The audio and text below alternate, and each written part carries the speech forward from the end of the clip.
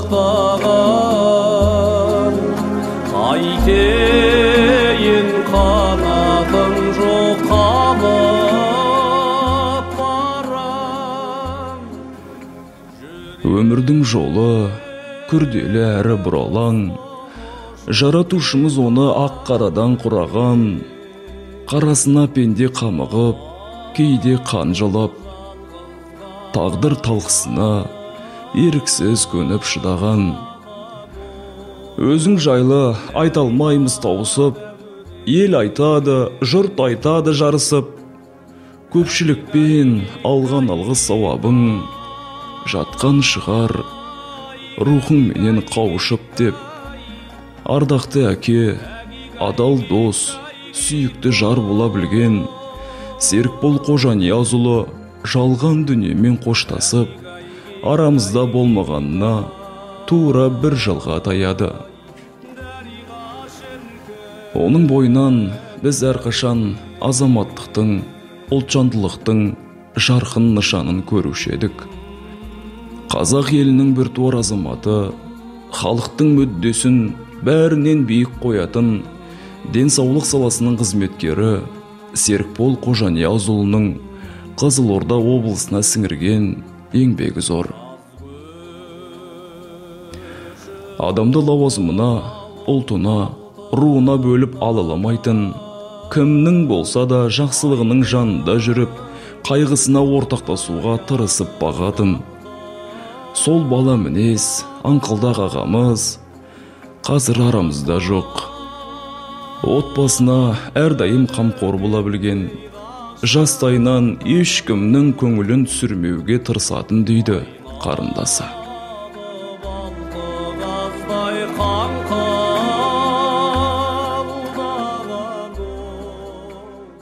Бір үйде өстік, ағамның көп тәрбиесін алдым. Тәрбиесін алғанда ол кісі өте адал, еңбекқор, сондай адам болатын. Мен ол кісіні өте сыйлайтынмын. Сыйлайтын себебім тек шындықты айтатын, бізді шындыққа үйрететін. Кішкентай кезінен тек еңбекпен өсті ол кісі. Енді менің әкемнің Ернияз Омаров інісі болса да, менің туған ағам. Сондай болып өстік, бір жанұяда, сондай тәрбие алдық. Бір қасиетті, ардақты жанұя десем, ол артық болмайды. Маған кішкентай кезімнен математикадан сабақ үйрететін, черчениядан сондай енді қабілеті мол болды ол кісінің. Ағамыз кеткенде бір тауымыз құлағандай болды. Одан әкеміз кетті. Енді бәрі де Алланың жазғаны ғой, оған тағдырға қарсы шыға алмаймыз. Мен ағамды өте жақсы көремін, әкемдей жақсы көремін. Сол есімде қалды. Енді осы кісінің балдары аман болсын деп тілеймін. Мына жұбайы қалды, жұбайы аман болсын деп тілеймін. Дариғай шіркін, шіркін дәурен. Уақытты тоқтатар шамаң бар ма? Бәрі өтет дәуірлер замандарда, бәрі өтуде, күн батып кешкіруде, жаңаруда, дүние ескіруде. Серікбол Қожаниязұлы 1947 жылы Қызылорда облысы Тереңөзек ауданына қарасты қазіргі Асқар Тоқмағамбетов ауылында Қожанияз Омарұлы мен Рабиға Мүсілім қызының отбасында дүниеге келген. Одан әрі сол ауылда 4 жылдық мектепті бітірген соң Қызылорда қаласындағы Ғани Мұратбаев атындағы мектепте оқуды жалғастырып, 1965 жылы жаңадан салынған Сәкен Сейфуллин атындағы мектепті тәмамдайды. 1965 жылы Гоголь атындағы Қызылорда педагогикалық институтының естественно-географический факультетіне түсіп, 1970 жылы биолог мамандығын алып, бітіріп шығады. Ең жақсы адам менің әкем, менің әкем. Сәкен облыстық санэпидстанцияның политология бөлімінде энтомолог мамандығымен қызмет етті. Ол бөлімнің басшысы әрі ұстазы Енис Давид Ефимов деген ғалым кісі болған. сол бөлімде жүріп ғылыми жұмыстар атқарды Сәкен. Мынау жаңа тері лишманиоз деген аурудың қалай берілетіндігі туралы табиғаттағы өзінің стационарлық ошақтарын анықтап, сонда зерттеу жұмыстарын жасап, солай жұмыстарын жүргізген. Ол жұмысы Москвада өзі одақтың бар кезінде медпаритология деген институттың ғалымдарымен бірлесіп, біздің осы Тереңөзек ауданының Қаражық бойында, өзеннің бойында, Сырдария ауданының ішіндегі бір белгілі жерлерінде сондай зерттеулерін жүргізіп, соны үлкен ғылыми жұмыс жасаған. Сол жұмыстың ғылыми еңбегінің жұмыстарының барлығы Москвадан шығатын жаңа медпаритология деген журналдың бетінде жарық көрді. Сәкен осы жұмыстарын басқа елдерге жаңа насихаттау үшін одақтағы болып отырған жаңағы ғылыми практикалық конференцияларға Сәкен шақырып тұрды. Соның белсенді қатысушысы болды. Сол конференцияларда бұл кісі өзінің хабарламаларын жасады, істеген жұмыстарымен бөлісті. Сөйтіп үлкен қалаларда Ростов-на-Дону, Москва, Новосибирск деген қалаларға бұл кісі өзі пойызбен барып, сол конференцияларға қатысып, өз жұмыстарын хабарлама жасап жүрген болды кезінде. Кейіннен осы Сәкен жұмыстарын насихаттау үшін біздің Қазақстанның 16 облысынан келген бар жаңа мамандар келіп, біздің облыстық санэпидстанцияның базасында біздің жаңағы Сәкеннің осы жұмыстарын семинар, жаңаға практикалық семинарлар өтті. Сонда осы жұмыстарын қалай істеліп жатқандарын, не тауып жатқандарын бәрін көрсетіп, насихаттап, сөйтіп бұл республика бойынша біздің Сәкеннің жұмысын, жаңаға тәжірибесін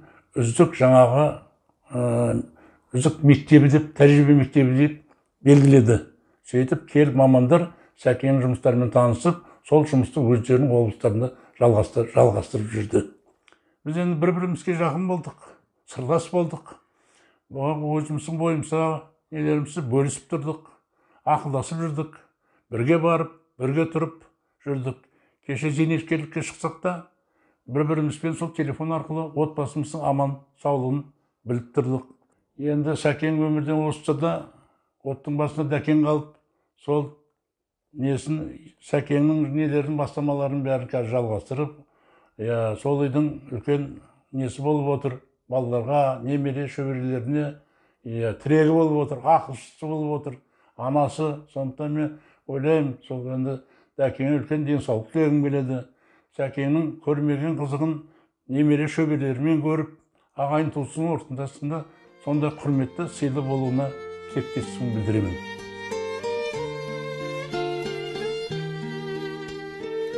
Қатырма құжатын қолына алған Серікбол әкеміз 1970 жылы Қызылорда облысының санитарлық эпидемия станциясына эпидемиолог болып орналасады да, сол қызметте абыроймен зейнетке жасына дейін қызмет етеді.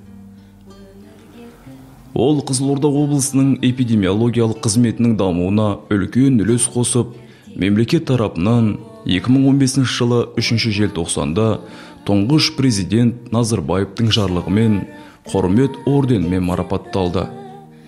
2005 жылы 2 маусымда Қазақстан Республикасының денсаулық министрі Досаевтың жарлығымен денсаулық сақтау ісінің үздігі деген атақ берілді. Ал 2008 жылы Қазақстан Республикасының бас мемлекеттік санитарлық дәрігері Белонуктың бұйрығымен құрмет грамотасымен марапатталған. Сондай-ақ 2008 жылы Қызылорда облыс әкімінің Құлмұхаммедтің алғыс хатымен және облыстық медицина басқармасынан құрмет грамотасымен тағы да басқа көптеген алғыс хаттармен марапатталған. Облысқа сол ай сайын, болмаса әр квартал сайын отчетқа барған кезде сол кісілерге соғып, жағдайларын біліп, олардың жұмыстарын, біздің есептерімізді тапсырған кезде, ол өте сондай керемет кісі екен. Жаңғыз жұмыс бабында емес, адамгершілік жағынан, адами қасиет жағынан танысып білдім. Содан бері араласып, біздің бір белді қызметкер, белді ағамыз ретінде жақсы араластық. Одан кейін мен осы жұмыс бабымен облыстық сараптама орталығына 2006 жылы басшы болып барған кезде ол қызмен енді тығыз байланыста жұмыс жасадым. Өйткені ол сол кезде осы сараптама орталығында энтомология бөлімінің басшысы болды. Ол сол бөлімде пенсияға еңбек демалысына шыққанша қызмет жасады. Ол кісінің тек қана жұмыстағы білгірлігі, ол кісінің жанында жүрген азаматтарға, өзінің қызметкерлеріне жанашырлығы, ол кісінің осы мекемеге деген жанашырлығы сол кезден бастап мен жақсы білемін. Ол кісі біздің жаңғыз облыстың деңгейінде емес, республиканың деңгейінде қызметке араласып, сол республикалық, әсіресе республикалық съездің мамандары келген кезде, соларға есеп жіберген кезде, ол кісілердің де осы Серікбол аға туралы айтатын талай жақсы сөздерін мен өз басым естідім. Мен ол кісіден жаңғыз осы жұмыс жағын ғана емес, өмірдегі ұстанымының, ол кісінің жан жағына деген қамқорлығын, адамгершілік қасиетін, адами қасиетін көп алдым. Ол кісінің жаңғыз осы жұмыс бабындағы емес, ол кісінің отбасында да болдым. Ол кісінің отбасында табақтас болып, үйіндегі апайды, ол кісінің балаларын, ол кісінің келіне деген, ол кісінің немерелеріне деген көзқарасын көріп, мен көп сабақ алдым. Енді мінекей ағамыз қайтқанына да осындай уақыт болып қалыпты. Серікбол ағамыз өмір бақи біздің қызметте, біздің жанымызда, есімізде қалады. Ол кісінің енді жатқан жері жайлы болсын, топырағы торқа болсын деп айтамын.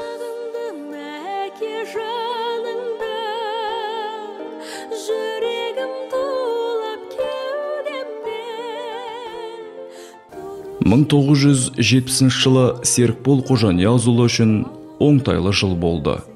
Жаңа қызметпен қатар осы тұстарда тағдыр қосқан өмірлік жарын Дариха Сейтжақпарқызын жолықтырады.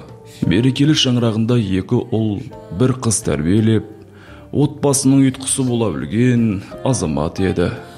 Көзі тірісінде немере сүйіп, шөберенің қызығын көрді. Азаматы деп арысты. Серікболдың мектепте оқып жүргенінен бастап, кешегі мектепті бітіріп, институтқа түсіп, институтты бітіріп, сол өмірде бірге өміріміз 60 жыл бірге өтті. Өзінің істеген қызметкерлерінің арасында өте беделді болды. Қалаулысы болды ағайынның, елдің елеулісі болды. Міне ол мен 60 жыл бірге жүргенде қабағын шытып, біреуге артық сөз айтқанын, я болмаса біреуге өктемдік жасағанын көрген жоқпын. Өте ақыл менен, парасаттылық менен міне өзін ұстай білді. Бұл мен мына Ерекеңнің, Ернияз ағамның тәрбиесінде болғандығы ғой деп есептеймін. Өйткен себебі ол адамға қалай жұғыстық жасауды, адаммен қалай сөйлесуді білетін тұғын. Дариға екеуі өмірге 3 бала алып келді, 2 ұл, 1 қыз. Сол балаларының бәрі тәрбиелі, жоғарғы білімді, елге танымал азаматтар болды. Міне ортамыздан ерте кетті. Бірақ Алланың жазуы енді не істейсің? Арты жақсы, шүкір. Енді не айтамыз енді? Жатқан жері жайлы, топырағы торқа, жайы жаннаттан болсын дегім келеді. Мынау қалған өзінің жасамаған жасын, көрмеген қызығын немере шөберелері, балалары көрсін деп сондай тілек білдіргім келеді. Серікбол Қожаниязұлы мына жалғанды тәрк етіп кете барды. Бүгінде тірі болғанда арамызда жайраңдап жүрер еді. Қайтайық. Тағдырдың жазғаны осы болар деп амалсыз көндігеміз. Жарқын жүзді Серікбол әкеміздің қимасымыздың дүниеден өткеніне, арамыздан кеткеніне налимыз, өкінеміз. Ардақтымыз қашанда бауырмал, кең, кеңшіл, көпшіл, адамгершілікті ардақ тұтатын жаны жомарт, жаңашыл, турашыл, ақпейіл еді. Осындай игі қасиеттердің арқасында асылымыз ордасына, замандастарына сыйлы бола білді. Мен басқадан, менің әкем, ең жақсы адам. Алайда 2021 жылдың 14 ақпанында Серікбол Қожаниязұлы әкеміз шарасыз күйде жалған өмірімен мәңгілік қоштаса барды. Ақ көңіл, ақ жарқын мінезімен баршамызға қамқор бола білген азаматтың есімі, оның жарқын бейнесі, өнегелі өмірі, отбасының, бауырларының, достарының және әріптестерінің жүрегінде ұзақ сақталатын болады. Ағамыздың жатқан жері жайлы, иманы жолдас болсын. Әр қашанда биік көретін мен басқадан, менің әкем, ең жақсы адам. Менің әкем, ең жақсы адам.